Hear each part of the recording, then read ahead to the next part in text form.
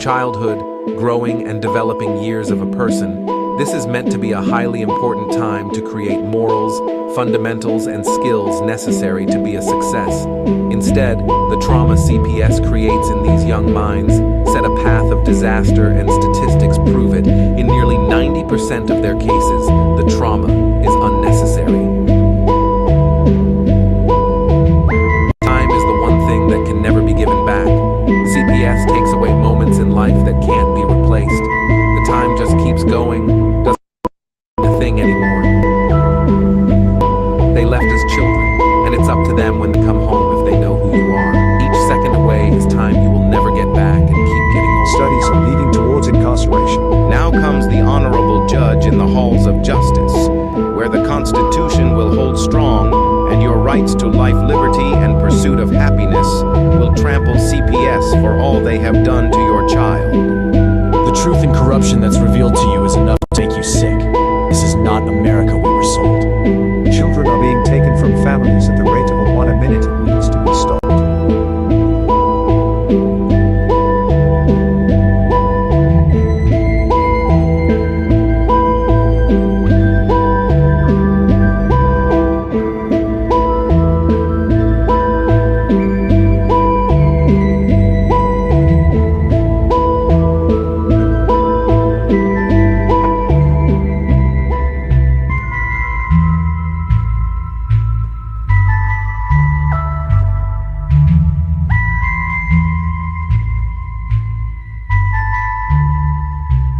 It's time to wake up and abolish CPS.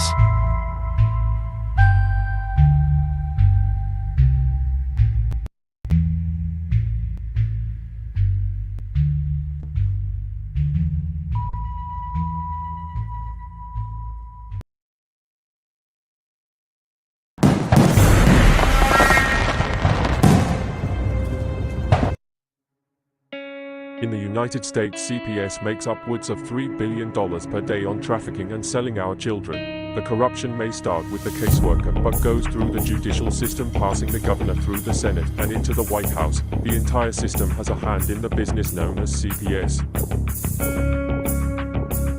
Our children are stolen every minute of a 24-hour day. They are being robbed of their innocence, their trust, their happiness. As parents, we are isolated and betrayed by a government we trust. States are balancing budgets on kids' lives. Only 12% of the kids taken will be reunified. Title IV funding is being riveted with fraud.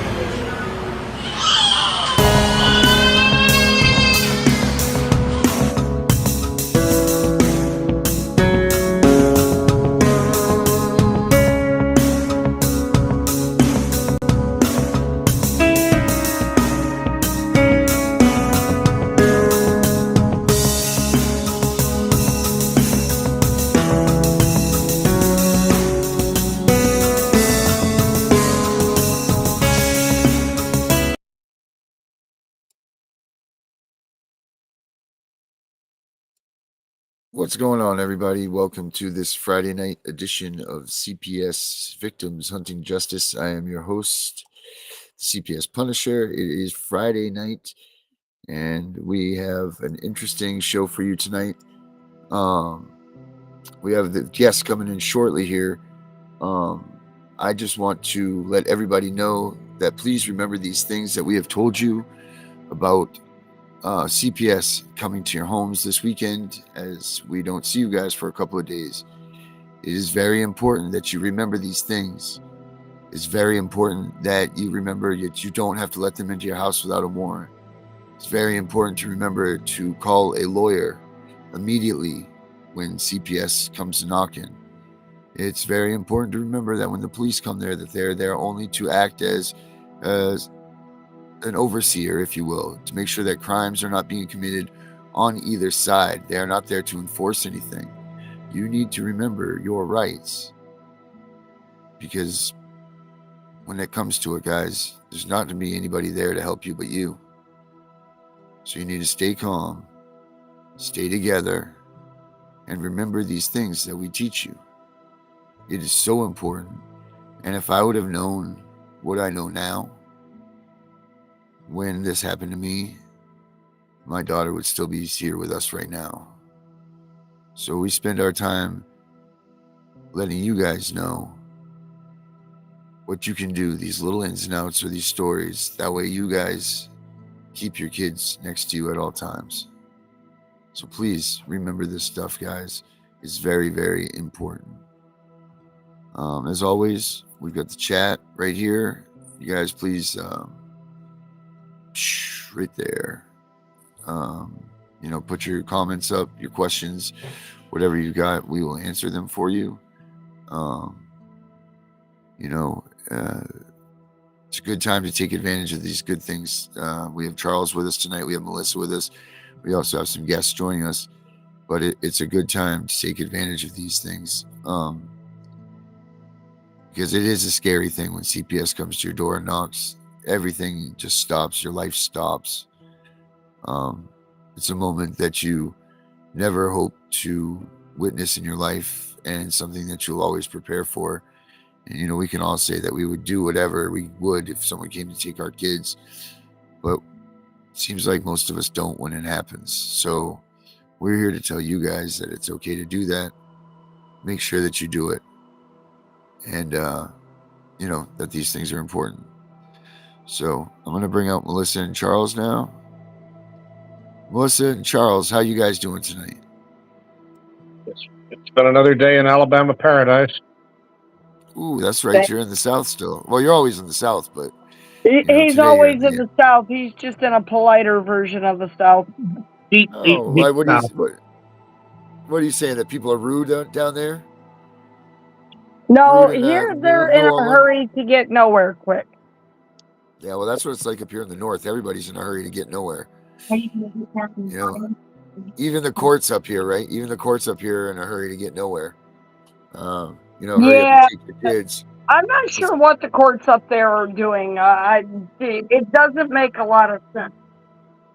A lot of things don't make a lot of sense. It doesn't make a lot of sense that they can even do this, and allow this to continue with all of the people that are crying out and all of the people that are speaking out against what's going on. How is it that these courts are allowing this to continue, this kidnapping, as if you will, this stealing of children? I mean, it's by me that, we tell these people all of these things that you can do and to help and everything, but it doesn't seem like things are working. I mean, do you guys see that? Are you guys seeing like we're trying and we're pushing and we're doing all these things, but is anything working? Is any of these things that we're telling people coming to fruition and making a difference? Well, not really, because it's national policy. Okay, so what are we going to do about this? What is the next step here that we need to take? Well, everybody's got to stop being reasonable and compliant. I mean, it's time to take radical action, and to when you see that the court systems are not working, basically fight hard enough that they cannot work at all. And I mean, I'm here discussing with parties who shall remain nameless because we don't have any final decisions yet, but I'm telling people that where the Alabama courts don't work, and where they have consistently not worked, take radical steps, make radical allegations like I was suggesting last night, and remove the federal court and prevent the court from the state courts from acting at all, and try to get as much publicity as possible so that they can't knock you off. I mean, you've got to go to your local papers. You can't just rely on the internet, which is so easy to manipulate. You need to notify your representatives and your local local mayor and anybody that you can reach. Basically, tell them what is going on and tell them that the courts are not reliable, and so you're having to take radical steps. And I mentioned last night the possibility that even if it seems marginal, that perhaps you should make racial allegations, because that is one thing that the court cannot ignore. Lots of lawyers are afraid to talk about that. Lots of parties are afraid to talk about that. Right. But once you say things, the reason that people are so scared about it is because it is something you have to take seriously once it's said. The civil rights laws were all built around race and not around this, but the rights of parents. But if the rights to procreate and maintain families are being interfered with, guess what? Whatever race you are, that's going to prevent your race from evolving, from developing. Right. Now you're saying that because we could say that they're by taking our children and not letting them know what their heritage is. Is that what you're? Is that It's not well. Obviously, the right to care, custody, and nurturing includes the right to educate and teach values.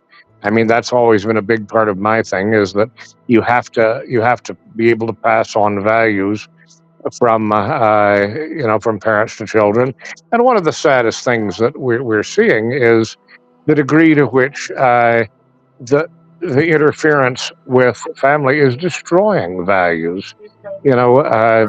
Again, people get depressed. Kids get depressed. They turn to drugs, alcohol, and sex, and because those are the great opiates. Those are things that make them forget the pain of not having parents and children around, and that means that the only comfort they have is basically hedonistic pleasure and the complete abrogation of values. How are they going to, develop any kind of moral philosophy, any kind of, whether it's Christianity or something else? If their home is destroyed, then that means that their ability to go to church, their ability to go to school, their ability to have any kind of continuity at the feet of their grandparents, all of that is destroyed. And that was the goal of communism from the early 19th century on.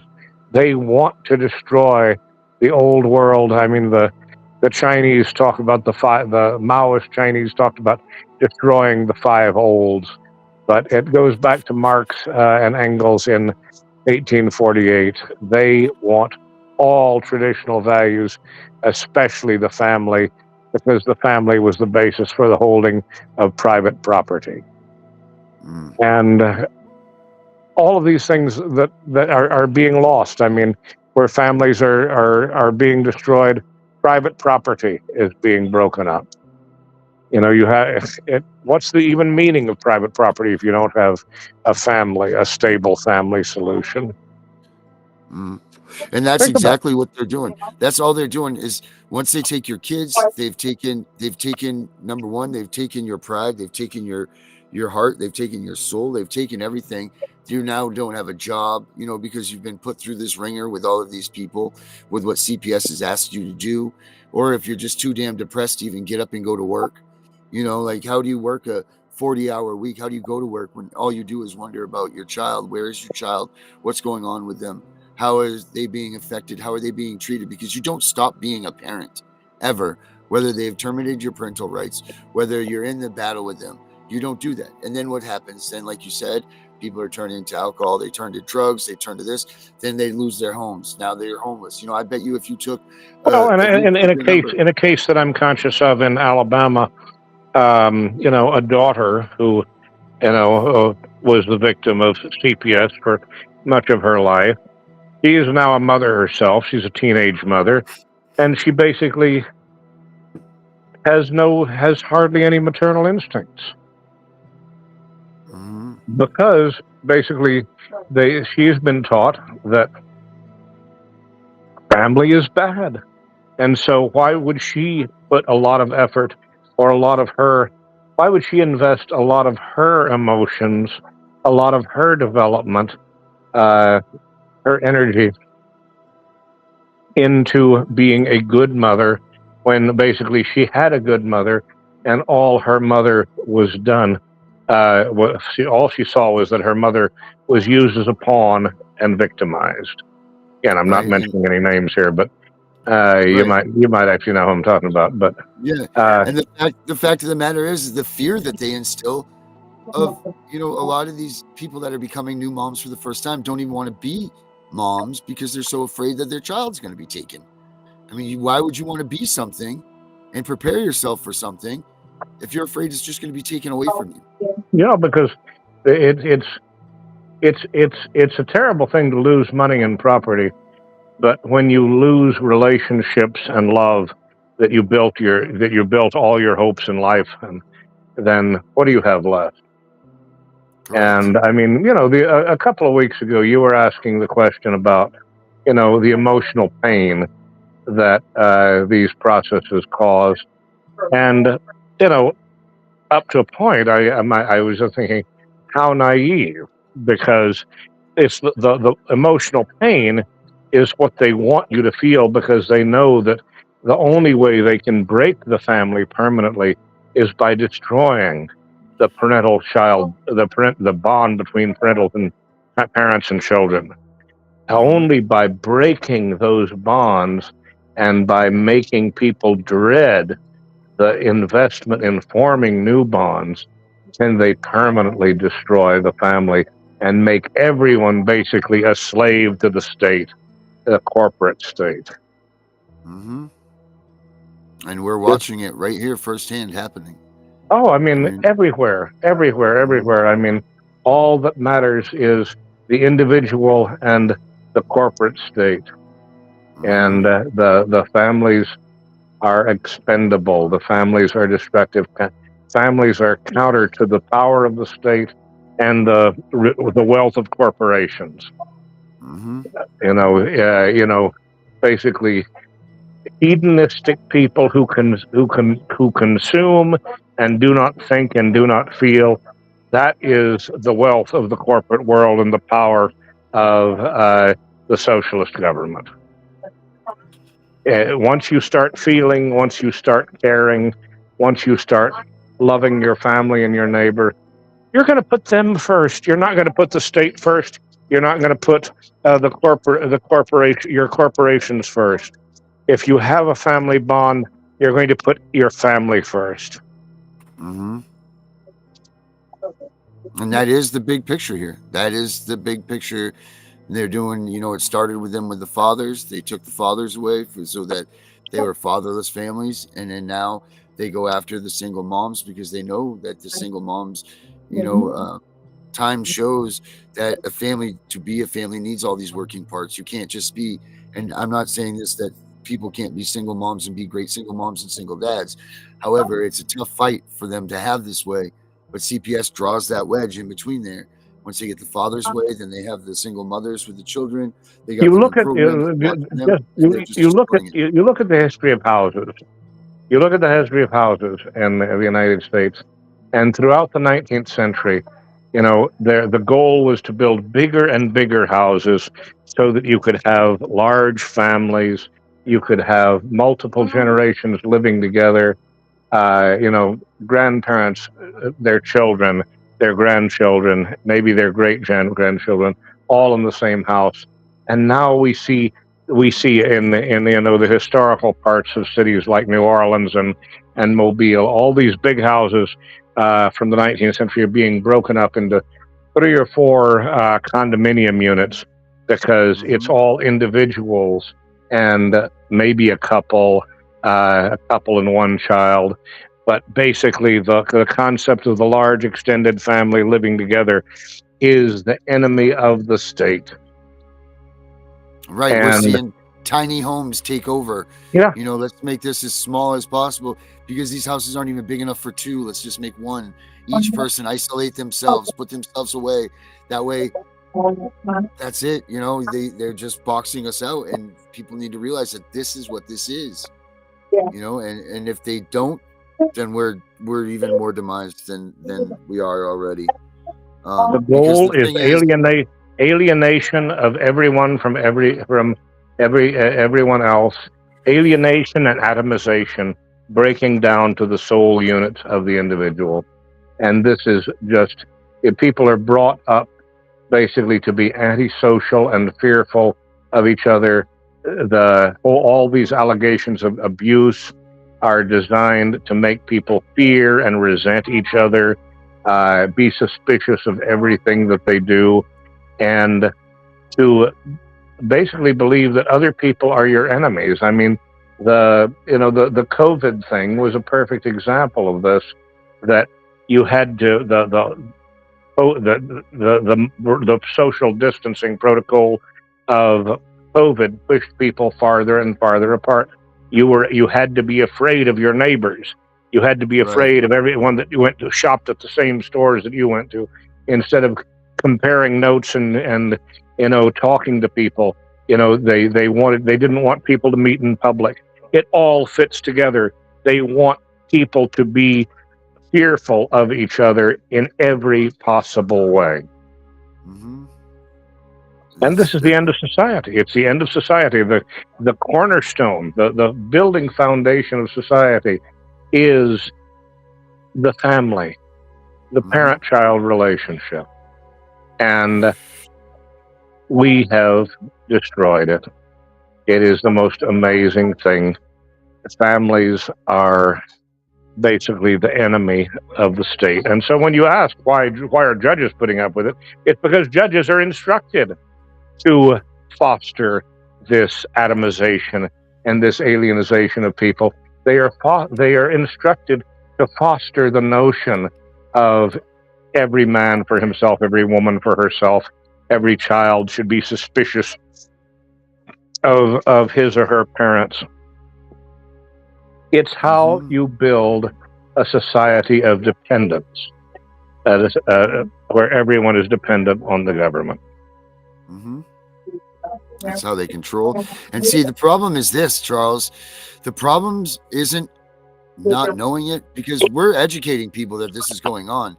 The problem is knowing it and not doing anything about it.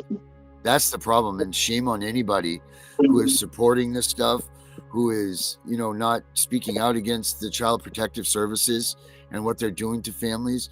I mean, we're putting it in everybody's ear.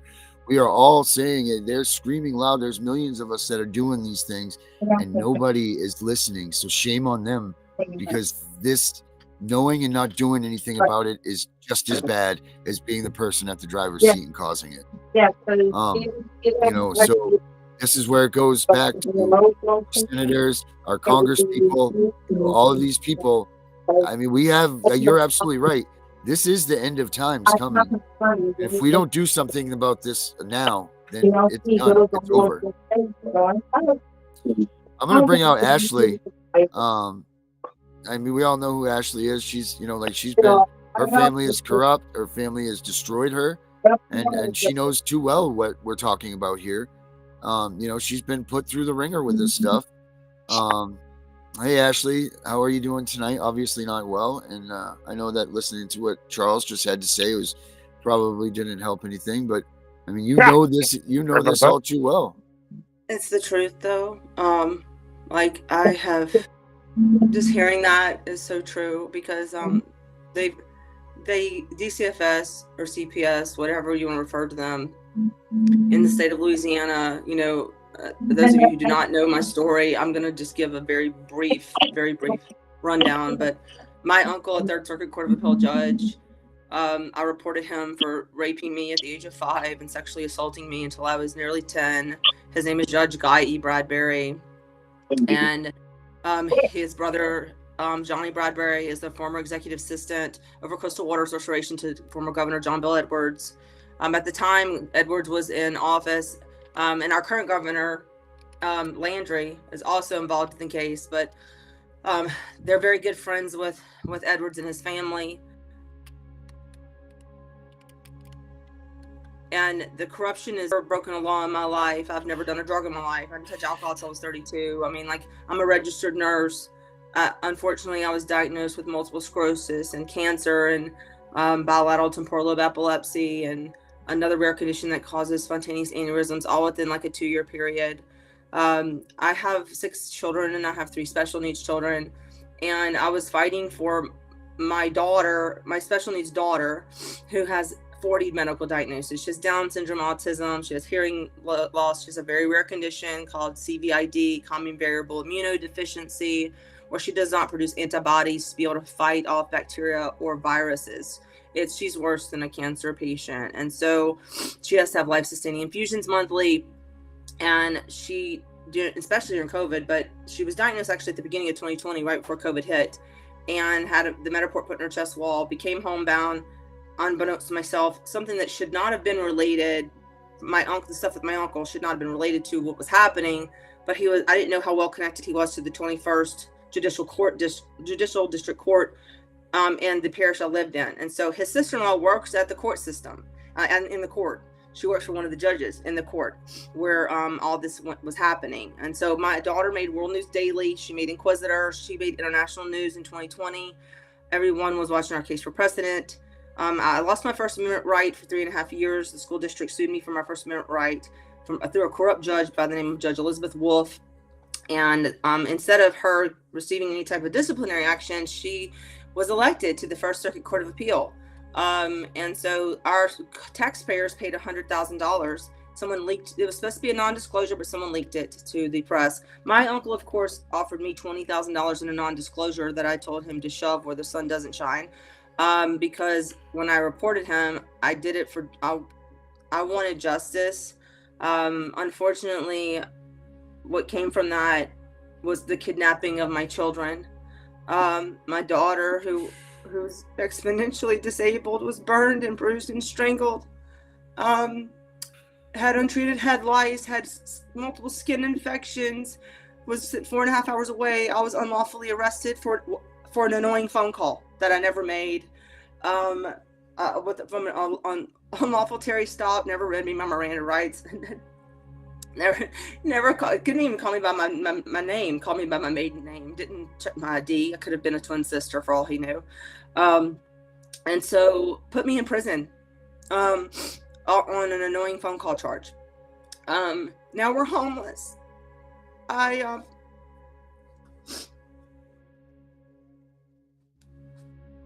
It's just, they knew, see, their dad, my first 4 children are from a previous marriage. My last 2 children are from my last marriage. They knew that their dad, my last 2 children's dad suffered with recovery addiction. My addiction's cheesecake, okay? Like, I mean, we all Whose isn't? Whose isn't? I mean, but he, they've lied to him. He's at somewhere called the Bridge House in New Orleans, and which is a glorified trap house. And the director of the Division of Administrative Law, her family, they're good friends with the Edwards family. They go way back. They donate heavily. Matter of fact, if you look up her brother's obit, Gord Matheny Jr., at the bottom it says, "In lieu of flowers, please donate to the Bridge House." That's where their father is, right? And so I don't think he even knows that we're homeless. The man that I know, I've been with him for 12 years, and he's my best friend. They threw all of our stuff out. I found out when I went to call to disconnect my electricity, the judge of the peace, who told me that he wasn't ruling against anyone in the case, and that I didn't need to come to court that day. I was very sick. My daughter was in the hospital with multifocal pneumonia, and I caught what she had. And I had been keeping him abreast of what was happening. And he said, "Don't worry about coming." He's like, "I'm not ruling against anyone. Doesn't matter if you show up or not." I have all this on audio recording. He said, it's okay. He said, "It's not going to matter neither here nor there. No one's going to show up to your house to throw you out." I filed a motion in federal court asking for injunctive relief and a stay, and pending the outcome of the federal case, because my landlord was actually a part of that because of collusion. And she's a defendant in the lawsuit. And I actually filed something at the 21st JDC where we are, and requested, just to inform them, hey, I did file this in federal court and I requested a stay, but I'm also requesting the same from the 21st, and all the judges be removed. I would like for you to sign that, that you're not going to have anything to do with the case, and that you're going to just basically leave it in the hands of the federal court. They waited to sign the document, and then now Blair Edwards, the sister-in-law of the governor, the former governor, is who took my children away without a judicial order, without a warrant, without a probable cause, without a signed, sworn, or read affidavit. She forged and perjured herself under a penalty of perjury, which is treason, and said that me and Matt, the father of my kids, appeared before her court. We've never met her in person. She didn't sign her recusal; someone else did. And yet, because of her last name and strings that can be pulled, so like now I'm somewhere in America and I can't disclose my location. Please forgive me, Darren. I just cannot do that for the safety of my children. No, that's fine. I understand that. Completely. So I'm somewhere in America right now, and like I'm between a rock and a hard place because I have a medically homebound child. I don't have much family anyway, right? But like the family I did have, they annihilated me. Everything he was saying, like, was just spot on, because even Matt, like, who is my best friend, like this behavior is just abnormal. Like, what are they telling him? I found out that DCFS went to his rehab and met with him for over 2 hours. That is not like Matt. Like, he would never do something like that. I'm like, what is he doing? Like, these people set him up, and he knows that. They set me up. He knows that. Like, I don't know the truth. I don't know what he's been told versus, like, clearly it's not the truth. Because he would never buy that. He's a very smart individual, but he also has a progressive disease of the brain that is called encephalomalacia. So like eventually he won't be able to recognize me. I don't know if that's playing a part in what's happening, but I don't know like what truth he's been told and what's not. They threw all of our stuff away. Like, we were trashed. My whole life. Just threw it in a dumpster, like. And I found out that the Livingston Parish issued the writ of possession before my first eviction hearing ever occurred. They switched the electricity over into the landlord's name, which you have to have a writ of possession in order to obtain the permit, in order to switch the electricity. So when I called to get my electricity disconnected, and I have this phone call and audio because I record everything and cover my ass, the lady says, well, on March 28th, the electricity was switched out of your name. And I'm like, how is that even possible? She said, because they showed us a permit. The only way they were able to obtain a permit is if Livingston Parish, the city of Livingston Parish, the town of Livingston, unlawfully issued issued them a permit. Well, in order to get the permit, they would have had to show them a writ of possession, which they didn't have. We hadn't even had an eviction hearing yet. Like, it's just mind-blowing to me. Like, it is out of this world. And then, of course, we have the former governor's daughter, who's the deputy director liaison over communications to President Biden. I can't make it up. So, like, it's like, is there really justice for all? Right. No, there's not. No. There's not justice for all. And it's really difficult because my brain doesn't think like this. Like, I would give someone the shirt off my back. I'm an advocate by nature. I refuse, we made civil rights history when last year, the First Circuit Court of Appeal overturned the district court's decision, returned my First Amendment right, and railed on the district court for taking my First Amendment right without so much as a hearing. And they were using my case as precedent that day. So, no other parent who has a special needs kid will ever have to get a cease and desist letter in the mail, or if they do get a cease and desist letter in the mail, because it's nothing but bullying from the school district, which, by the way, that's a whole nother ball of wax because they're involved with what's happened too, that they can use precedent right then and there. My case is specific to, I literally lost I couldn't even report the abuse. They were zipping Peyton up in a body bag. They were zipping my disabled child up in a body bag for quote unquote compliance. But the teacher in the case was related to Senator Rogers Pope. Her name's Ramey Pope. So, I mean, as long as you have the right last name, apparently, you know, like, and then Alder protect a pedophile. My uncle's a pedophile. He didn't just sexually abuse me and rape me. He sexually abused my cousin, my first cousin, which is his only daughter. And so, like, it's mind blowing to me that instead of protecting the innocent and making sure, and why don't we don't have trained investigators? I'm talking about detectives, not people who can go to Starbucks and work with Starbucks for 5 years and then just go to CPS and be like, hey, I'm an investigator now. I'm talking about trained police detectives who have a transparent investigation, and then ombudsmen who are third-party neutrals, who are actually third-party neutrals, not actually receiving millions of dollars from the government, from the foster care system, okay, which is what is happening in Louisiana, because the third-party neutral, and there's no third-party neutral for the children's ombudsman. We just got a children's ombudsman last year, and it's the Methodist Children's Home, which, FYI, they get foster care money. It's the foster care. So they get, like, I think it's like they got $33 million the previous year. So that's a conflict of interest. That's not a true ombudsman. So we're just going to continue to violate due process of law at the end of the day, and steal people's children and kidnap them. And like he said, break up the family and annihilate people and make sure that we alienate them as much as it's about annihilation. It's not just about alienation. It's about annihilation. And to destroy them emotionally to the point where you take care. They want people to emotionally break down to a point where you are literally suicidal. And which I'm just so stubborn, I guess, like my brain, not to say that I have not struggled emotionally, but I could never do that. Like, my kids need me.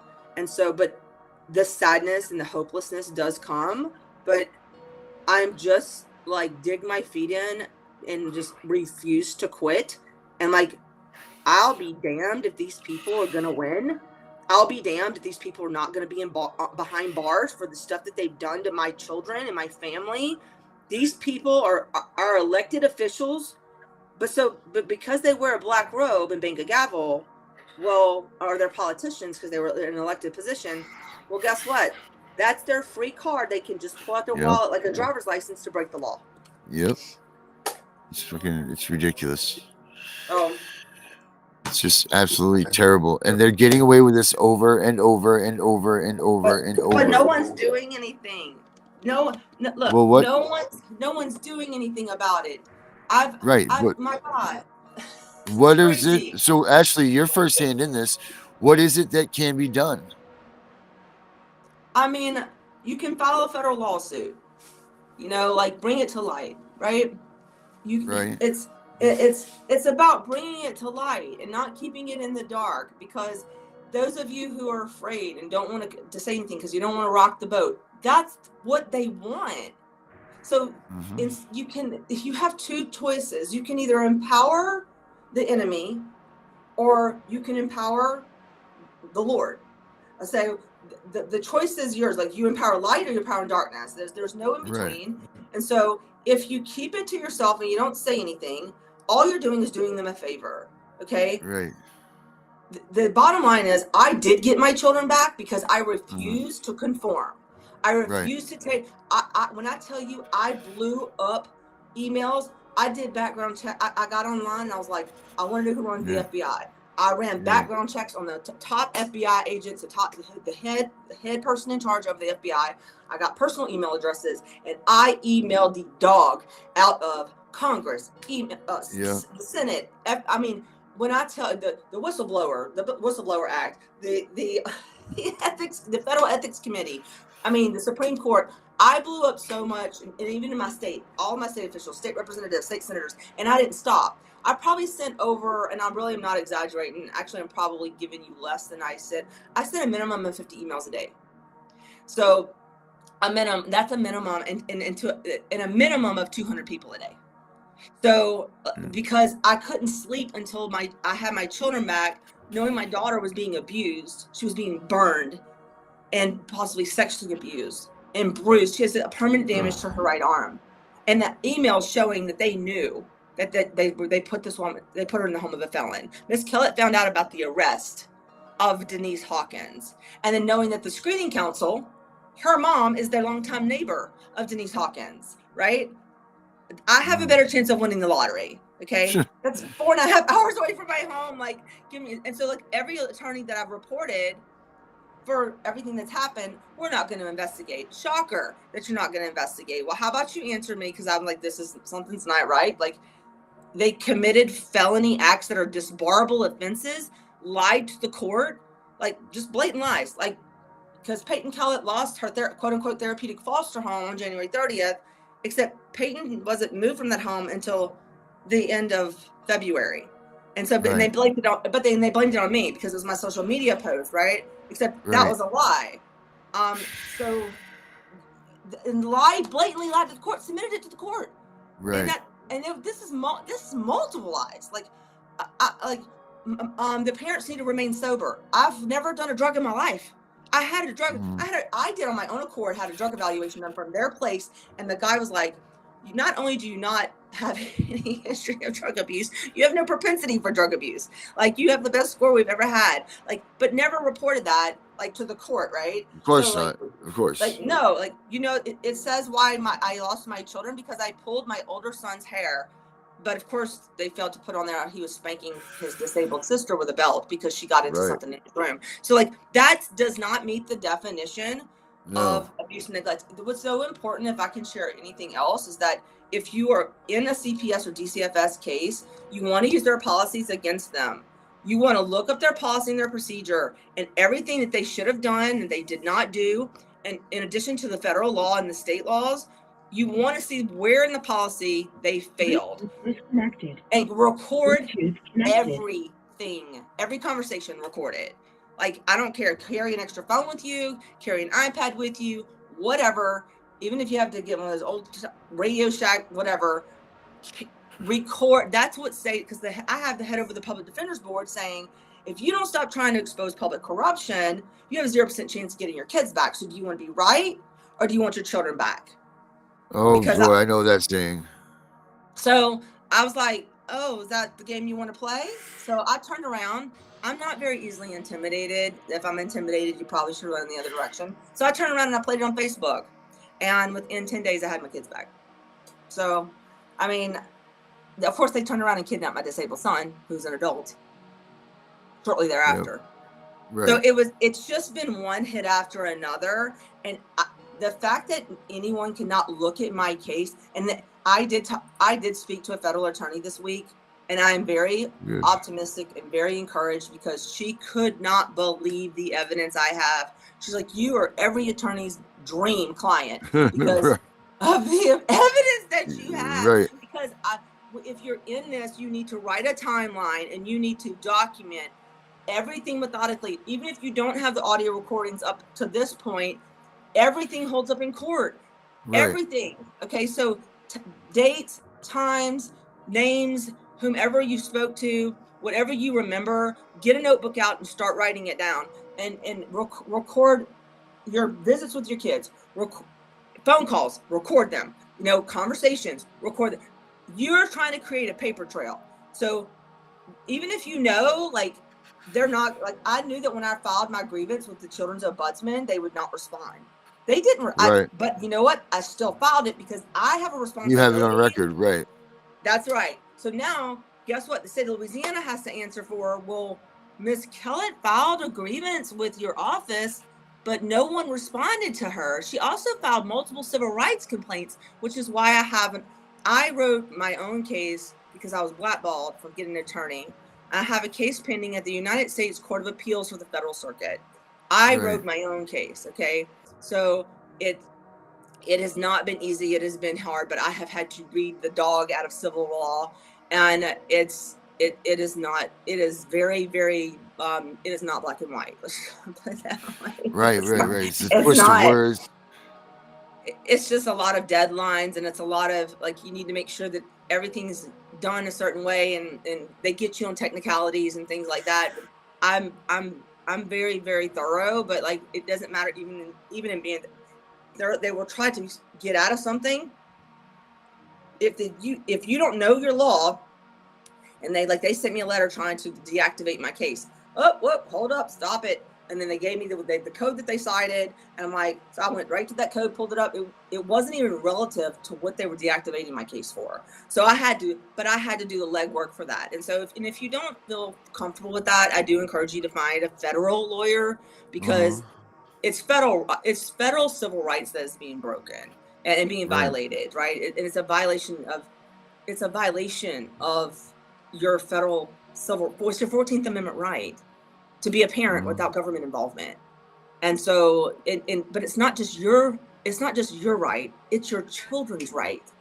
You're not just advocating for you, you're advocating for your children. Do you understand that they have violated your children's right to Right, and yes. that's what we keep pushing. Like, look, it's not, they're victimizing the victims. They really are. They are. They're taking our children from a bad situation, allegedly, and putting them into worse situations. And that's just freaking disgusting. How are they getting away with this stuff? My daughter, she's now 8, but she was 6 at the time. Do you know that she actually, unbeknownst to herself, she had no idea she was doing this, but it was an unsigned, unsworn affidavit. The investigator in my case was fired for fabricating this stuff. Okay. But she didn't even know. She would come into the visit and she would say something that was contrary to the lie that the investigator put in this affidavit. She didn't know what she was doing, but like, I was like, bam. And I caught it on audio. Well, what are you going to do now? Like, you said Piper said da da da da da, but here's a statement completely contrary to what you're claiming. Like, she's 6 years old. She doesn't know her disabled, her disabled sister's medicines. Like, it's just stuff like that. That was everything that they tried to work. And I got to where my parish, the DCF office in my parish and the surrounding parishes wouldn't touch me with a 10-foot pole. They ended up going like 4 parishes away and sending someone from 4 parishes away. I'm like, well, too bad you don't have jurisdiction. You're going to have to like make your way out of them. That's how desperate they were. They continued to harass me, 4 parishes from people who are 4 parishes away. Like, but you have that right. You're their parent. The federal law states you can use any measure you seem fit to protect your child. That is your child. That is your right. That is your inalienable right. That is your child. That is your blood. So just, it's a matter of like refusing to quit and refusing to back down and knowing, don't let them sway you. Don't let them manipulate you, and ask for discovery, ask for internal documentation, ask for internal emails, ask for internal text messages, because all of that is relevant to your case.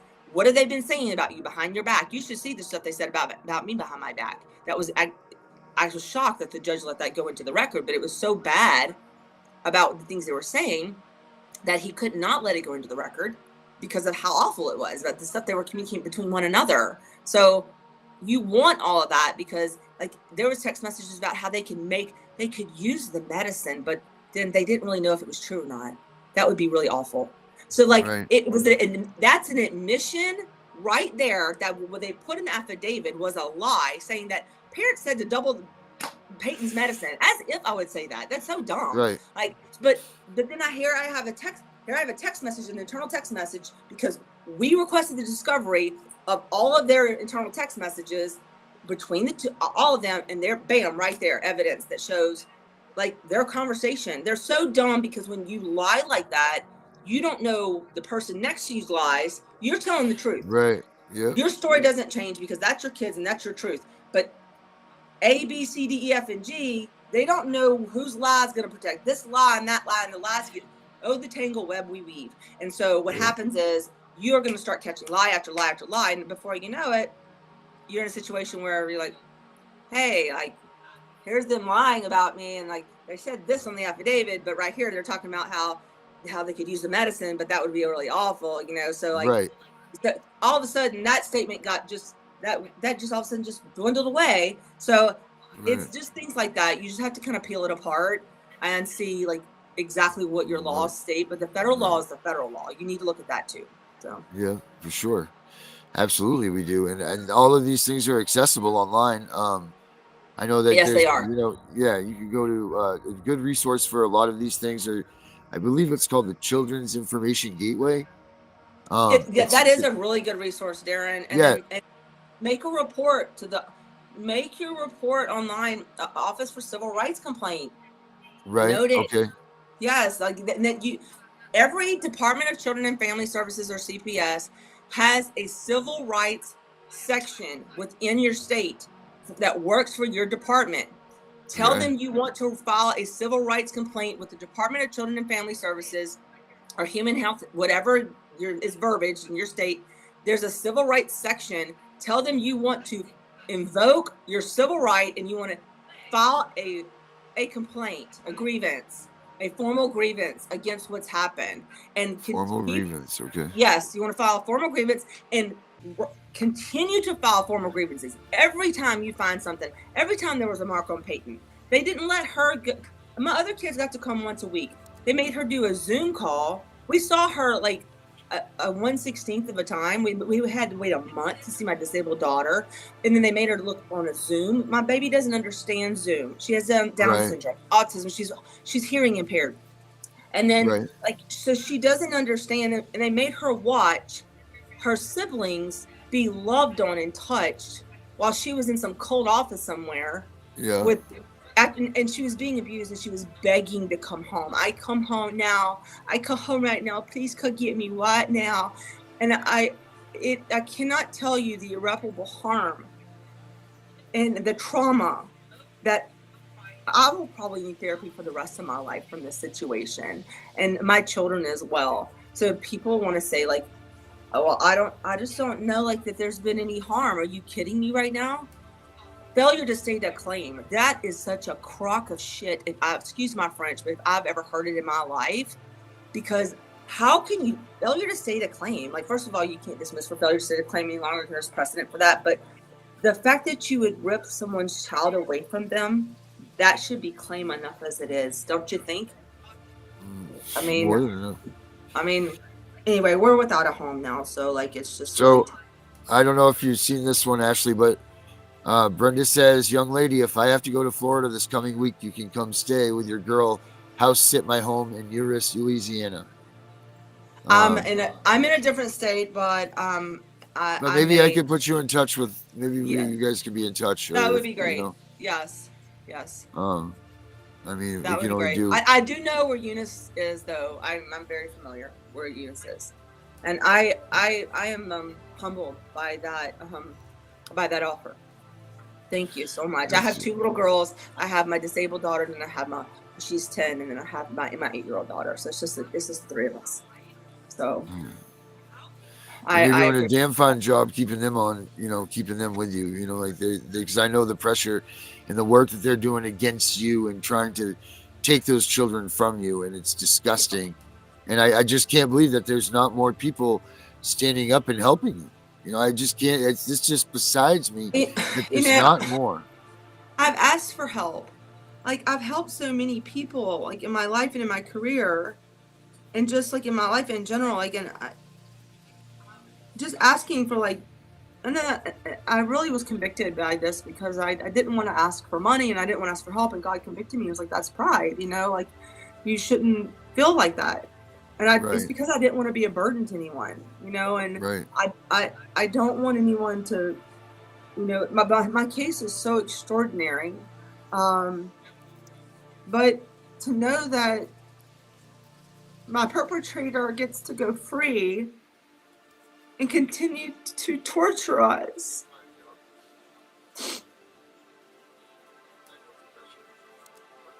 Yeah.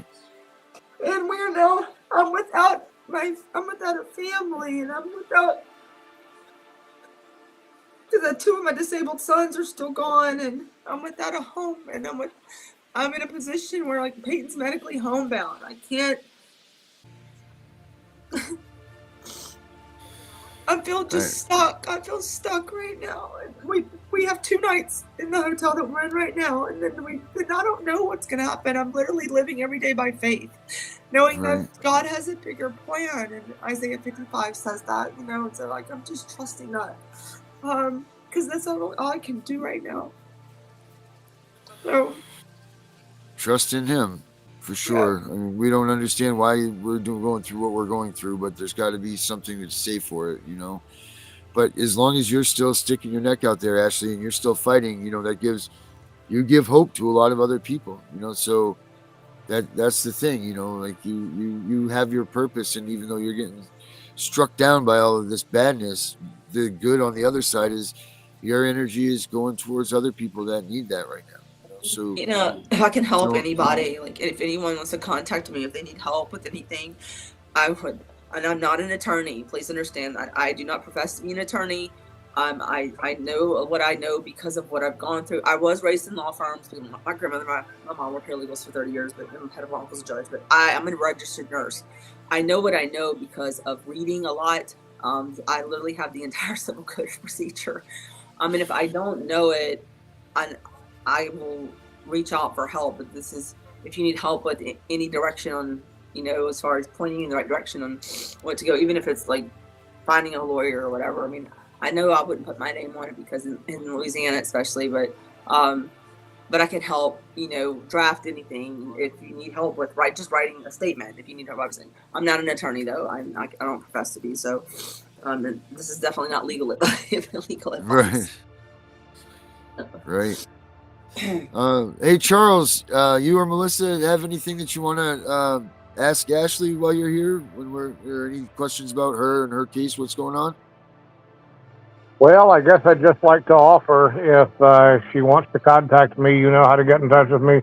Melissa knows how to get in touch with me, and I assume she's filing in Louisiana, and I've got some serious experience pissing off Louisiana judges too. I need help with my Louisiana case because I don't want to lose my case, my time frame, because I have 157 defendants. I mean, it's but I have everything I've said. Like, I have proof of everything, and there's not one thing I don't have proof of. I mean, like I told you, the attorney I spoke to, she was like, her mouth was on the floor. She's like, I just can't believe you have proof of all that. Like, she's like, this is crazy, So I haven't signed a contract with anyone or anything like that. But I would be humbled by any help, to be honest. Yes. Well, we'll make sure that we get you guys in touch with each other. So. Okay, I really appreciate that. Yeah. How about you, Melissa? We haven't heard much from you. Are you there? I want to know what's going on with Melissa's case. That's my interest. I want to know, how she's doing. Melissa's case is a shit show. Melissa. Wait a minute. Melissa got served with contempt of child support. You'll find this one amusing because they want me to go to court on March 11th of 2024. And I was just served with this 2 days ago. You mean May? Yeah, no. Right. That's March. I asked one of my attorneys, I said, do you think the judge would get mad if my response started with, Your Honor, I'm sorry, my DeLorean is out of service at the moment. I think you should do it. Machine. Yeah, girl. Yeah, you should do it. Yeah, that's like my judge. That's what Judge Edwards did. She predated it. It's stamped for the December 8th, which is the day after my kids were taken. She dated it for December 13th, and it's filed again for December 19th. The order was telling us to be in court for the exact moment that she was signing the order. Mm-hmm. And we were in the waiting room. We were in the virtual waiting room. They just wouldn't let us into the courtroom. So what you haven't heard, Ashley, is they fired all the caseworkers. I'm sorry, what? They fired all the caseworkers. To give you on a Thursday we had an ISP on a Tuesday we had an ISP meeting. We were talking about all the services, visitation, going to a park, birthday parties, blah, blah, blah. Pretty much nothing of any use or relevance. By the following Tuesday, all of a sudden, I have no caseworker because they got rid of Hannah, my caseworker. They got rid of Michelle, or Miss Mitchell, because she was the other caseworker. They Let me ask both you, are y'all had. split up? Do they split y'all up, Michelle? Like I know you have counties, so for us, they did the same thing to us, except they left my kids in one parish, and they put me and Matt in a different parish. Is that what they did to y'all? No. I mean, for a while they had shipped my kids 300 miles north, but Like Peyton. Okay. That's yeah, exactly what they did. but everything has remained right in Evergreen. But so they shit canned the caseworkers because both of them had given good testimony. Then the director left that was here. Now we got a new director. This woman actually seems to give a shit. Well, that's encouraging. She literally told me, she says, okay, what are the allegations against you? I said, there is none. She says, there's got to be something. We can't just take your kids. I said, well, you did. So I have another meeting with her next week. But so your Sixth Amendment right has been violated like a long time ago, right to speedy trial.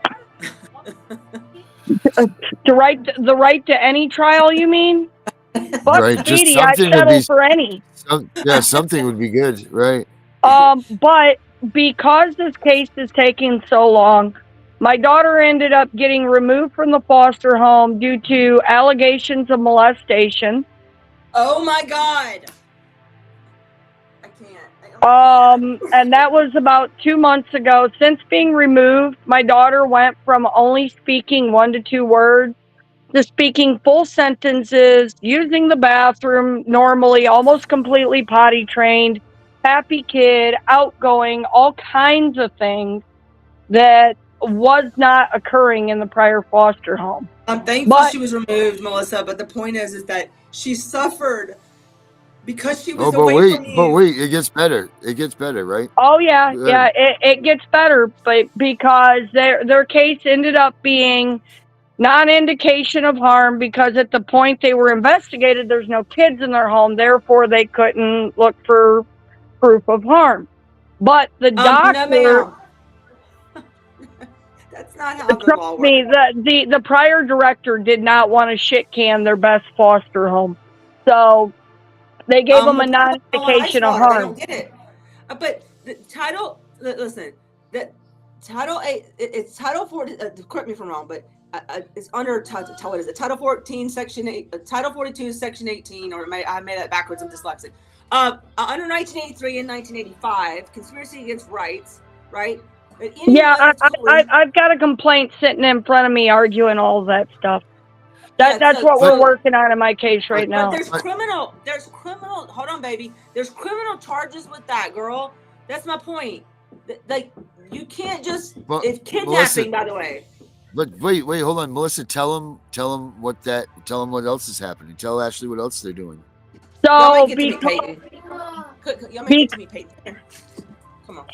Y'all want to meet Peyton? Come on. The foster family is pissed off that they're not going to give the kids back to them, being that they was non-indicated. How about the fosters filed TPR against me? This is, oh my God, I'm so sorry. This is Peyton. Can you say hi? Hi, Peyton. Say hi. Hi. She calls you daddy because she hasn't seen her dad. Say Darren. Darren. You say Darren? Hi, Peyton. Say Darren. Good job. Say Melissa. Good job. Good job. Yes, that's a great job, Peyton. Charles. She said Charles. Hi there. Good job. Hi, Peyton. Good job. This is who they hurt. Like the Piper, they hurt Piper too. But like this is who was taken and separated from everyone. They burned her and they strangled her and they bruised her and she had skin infections and I don't understand how my baby survived it. She's my hero. Well, Miss Peyton, you're a very pretty girl. And you look just like your mommy. Thank you. And you have a pretty smile. Thank you.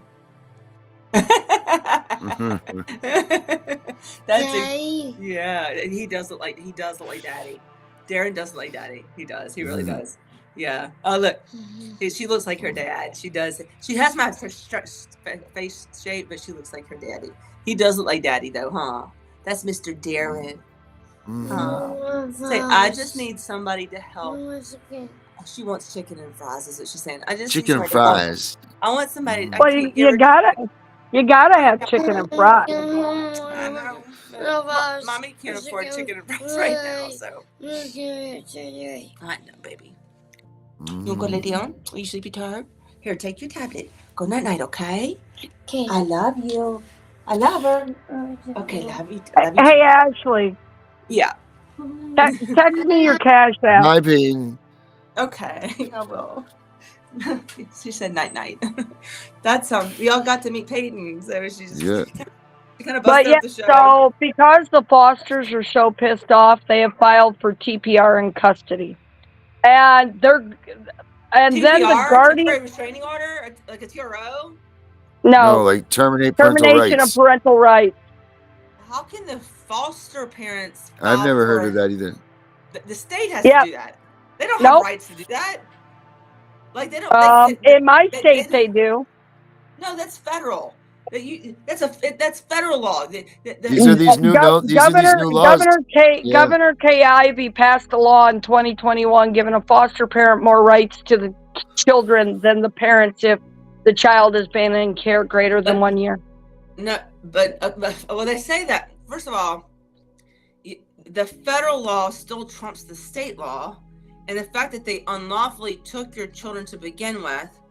Right, nullifies the whole thing. Yeah, that's why I'm hoping I can get this director on our side. But why is this not? The guardian ad litem just filed a motion demanding that the child be moved back with the abuser. Excuse me, I'm sorry, what? You need to send me that info. No, you need. I'm gonna stop you. You need to wait a minute. Here's the part you'll love. She says they were not indicated of harm, but they refused to return the child. Well, wait a minute. I got one of those letters for non-indication of harm because there was no allegations or any claim of harm in my case. So I had the same damn letter. But you have a right to file a police report against anyone who harms your child, no matter if they're in your care or not. And if it were me, I would be filing a police report against.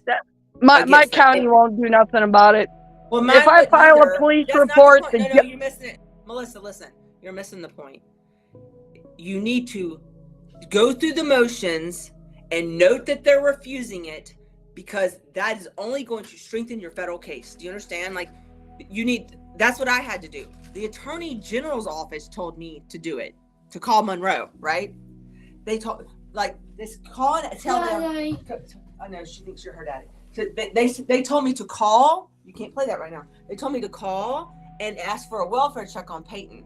And then they lied to me, right? And of course, no, you can't watch that right now. And they told me that to call and ask for a welfare check and give them the names and badge numbers of anyone who would not comply.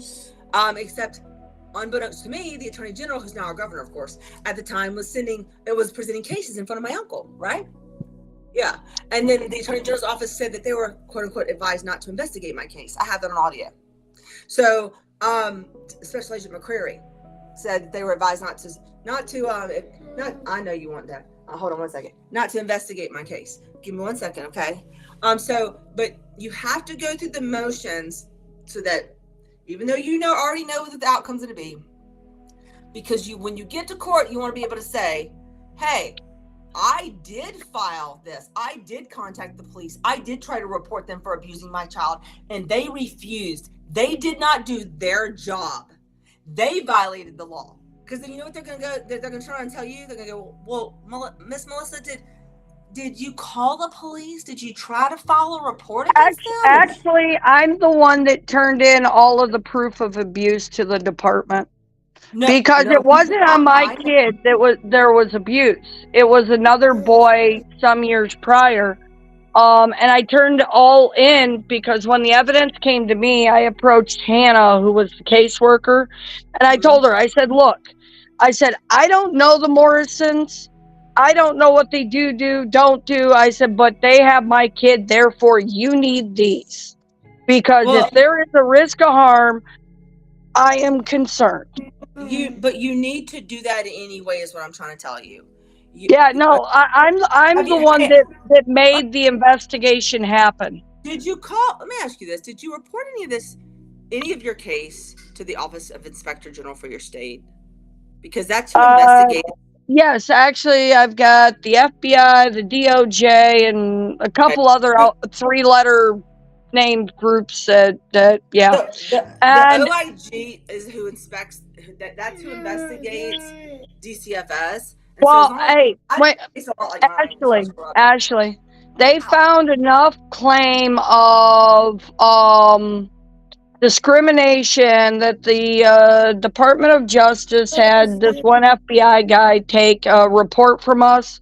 He did his own investigation. He sent a letter to whoever the chief guy over all the judges of the state is, and told them to handle the judges' inappropriate behaviors. And well, no, actually, the FBI sent it to the Attorney General. The Attorney General sent it to whoever the chief of courts is, and yeah, nothing ever came of it. But the Attorney General and the Inspector General are two separate entities. So the Attorney General advocates for the state. They're going to defend the state. The Office for Inspector General, I had to learn this along the way. I didn't know this before. The Office for Inspector General, who will actually advocate for you, that they're going to do investigations into complaints against your Department of Children and Family Services, and they will literally lodge a full force investigation. And you have so much like stuff. Your case is similar to mine as far as the corruption is concerned, and so I would implore you to contact your OIG and get on, because you can get on your online and make the complaint. And then I made the that's how I ended up with the FBI investigating it.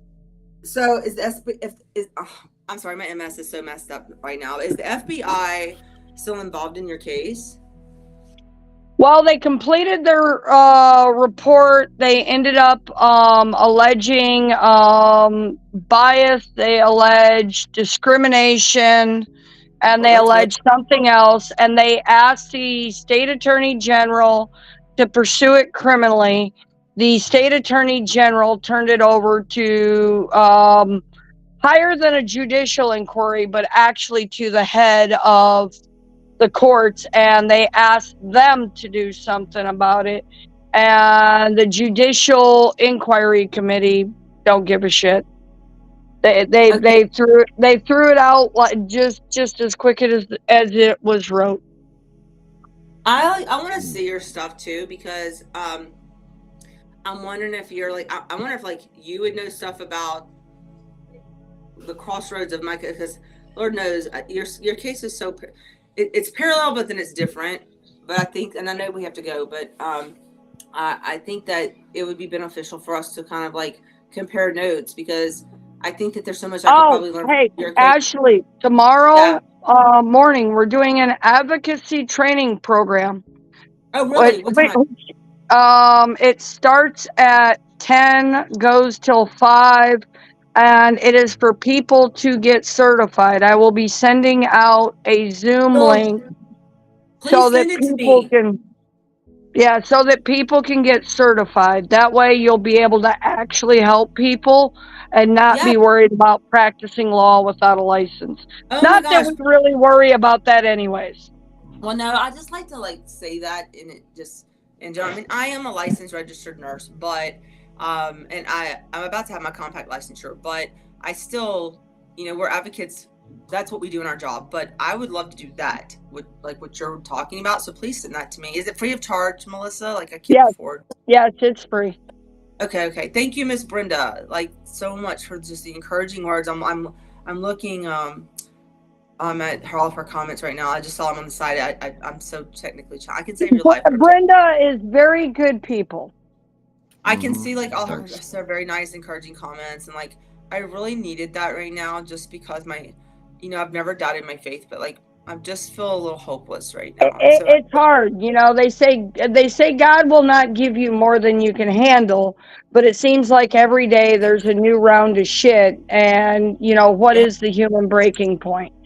And you know, you just have to prioritize, because you can only change the things that you have, you know, the ability to change.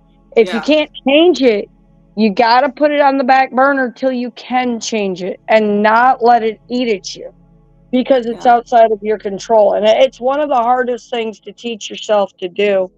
My friend Dr. Hill, he's a professor of psychology. He still teaches down here at USA college and stuff. But anyways, like he was telling me, he says, Melissa, he says, you have to be one of the most professionally calm, collective, organized people going through this. He says every other parent that comes in is going crazy. He says your case is way worse than theirs, because they have nothing against you and they're raking you through the coals, and you're calm about it. One is pride at this point. They're literally not admitting wrong, because number one, they know they're in a shit ton of trouble for what they've done. Well, no, hey, the new director, she's admitting wrong, and she says she wants to make it right. She even told me, because she says she will be damned if some GAL is going to tell her how to do her job. And she says, to hear that. If I see you get your kids back, I'll be so encouraged by that. It's like. And the other thing she says, Melissa, she said, because I told her, I said, look, if you're going to move the kids again, I have 2 ICPC on file. That's where they need to go, because they will be loved and cared for, so on and so forth. They need to go home. They don't need to be moved anymore. Right. Well, wait a minute. Hold on. What she said was, she says, but Melissa, she says, you want your kids home, right? She says, if I'm moving them again, I'm moving them home. Praise God. That's all right, guys. Well, Darren, thank you so much for having me on. I appreciate that. No, thank you. But Melissa, what do you got for last words? Never quit fighting for your children, because you are their heroes. You are the person that loves them most. You are the person that defends them most. And without a parent, every child would be lost. Yeah. That's true. Charles, what do you got, buddy? He stepped into the other room for a moment. All right. Ashley, up to you. What do you got for last words? You know, I guess my last words are that I don't have the right to quit, because they haven't quit. And as long as my children haven't quit, I don't have a right to. And so God gave them to me for a reason. And if they're counting on me, and without my little girl Pipers always tells me, I'm afraid we'll lose you, Mama. And what would we do without you? And I always tell her, don't live in fear. But like, as long as they keep going, they've lost more than even I have, and to wrap my brain around that. And so I'm all they have. So don't, like Melissa said, don't quit. Refuse to take no for an answer. You know what's right, and you know what rights have been violated. You know that you haven't done anything wrong. Fight for your children. They need you to fight. They need you. So don't quit. All right. Herbert. Ashley, I've been listening to you, and you've been giving recommendations. I listened to Melissa, I listened to Brenda, I listened to Carrie, and everybody else. And one thing I deduce, and that is you guys are from different states, and CPS is not federal. So your recommendations to us from Ashley is great for your state. And Melissa, what works in your state works, you know what works in your state won't work. So the problem is everybody is in different states and have different oppositions. So Herbert, let me have you look up something on that. Yeah. Look up the UCCJEA. JCJEA. That is the JEA. Uniform Child Custody thing, because no part of child custody is Enforcement Act. no part of custody is really heard by federal. So there is a uniform federal act so that all the states have to play well together. My state laws very closely mimic her state laws or Darren's state laws, and there is very few differences on state to state, because this uniform act requires them to be so close to similar that if one court needs to intervene with another court, their laws, the statute numbers change, but the principle stays the same. The only reason why I came up with that, because Ashley came up with an idea for you in your state, and you said, well, in your jurisdiction, that's not going to work out. And I was like, I could Well, that's just because our governor is an idiot. The facts of the case, too. Yeah, our governor is an idiot, and she likes giving away kids for big money because she's more worried about the money than the actual family benefit. I think I think you're getting confused because what I was citing was 42 USC 1983 and 1985, which is a federal law, and it's a conspiracy against rights, against your federal rights as a parent, and that's your 14th Amendment right. Your 14th Amendment right states that you have the right to parent your child without government involvement. That's a federal law, and federal law trumps state law. That's across the board. That's for every state. Okay. Same law for everybody. Yeah. Okay. So you should be able to appeal, or you should be able to attack it from the same angle, no matter what state you're in. That's right. You're right. That's correct. Okay. Yes, sir. Yes, sir. All right. Charles, you got last words, buddy? Well, I mean, I was kind of getting upset at the idea that there is still significant states' rights in this, because one of the first times I ever talked on this show, I was talking about Title 42 of the United States Code, and basically a huge part of Title 42 is the Social Security Act, and the Social Security Act includes a very large section that mandates how every state has to administer child welfare. And so it is, if you think that the states are really independent, that is basically a pre-1933 perspective. It died with the New Deal, basically, that there's any real diversity at all. Almost every feature of child custody and child welfare law, including details of fostering and child support, is mandated by federal law in great detail. The American Safe Families Act. American Safe Families Act, and about a dozen others, actually. And I mean, so we have. I mean, I was raising this earlier with a lawyer in Mobile, where I was saying that basically it's not just the 14th Amendment at all. It is really the First Amendment, because basically what's happened is that family law has been usurped at a federal level in a manner that mimics the establishment of religion that the First Amendment was designed to negate in the United States. Basically, we have a cradle-to-grave system of normative evaluation of family and individual life that mimics, albeit in a valueless way, it mimics the seven sacraments of the Roman Catholic and Church of England. And so basically, Title 42 has established a secular religion in the sense of normative regulation of cradle-to-grave life cycle. And anybody who doesn't think that, just go back and think what the seven sacraments are. Baptism, confirmation, marriage, have all to do with the formation and maintenance of the family, and finally extreme unction, and and confession or reconciliation. All of these things are concepts that basically Hold on. the federalized family code has taken over.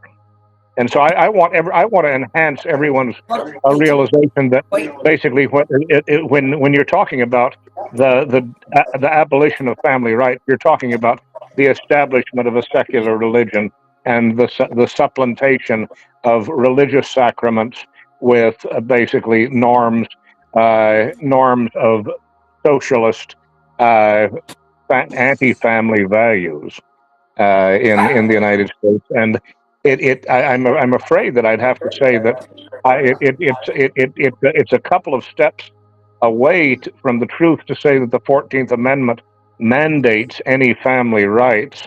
The several opinions of the Supreme Court have said that there are fundamental rights that are protected by the Constitution, including the right to the care, nurturing, and custody and nurturing of children. But that's part of the Supreme Court's sort of dance of interpretation rather than actual language in the Constitution. At least our state made it a law. All right. All right, guys. Well, thank you guys very much for tonight. Appreciate it. Thank Ashley, thank you. Good luck to you. I know we'll hear from you again. Thank you. Melissa, clear us out of here. Okay.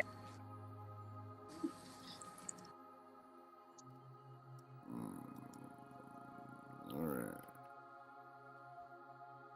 Well, that little girl is just too cute, guys. I am the CPS Punisher. Be safe this weekend. Good luck. We'll see you all on Monday.